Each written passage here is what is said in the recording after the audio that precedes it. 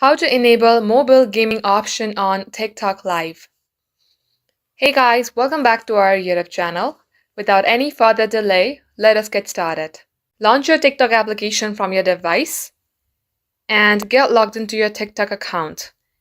Then tap onto your profile section from your bottom right. If you have 1,000 followers or more than that, you will be able to see the option of Go Live, and that below you will see mobile gaming. And if it's not working for you, even if you have 1,000 followers, tap on three bar icon here, then tap on settings, and scroll all the way below under support and about, tap on report a problem. Here tap on account and profile, then tap on profile page. Now here tap on other, then tap on need more help. Now here you can type in your issue that even though that you have 1,000 followers or more than that, you're not being able to see the option of gaming, and they will provide you with your customized solution, and that is how you can fix it. Thanks for watching the video till the very end.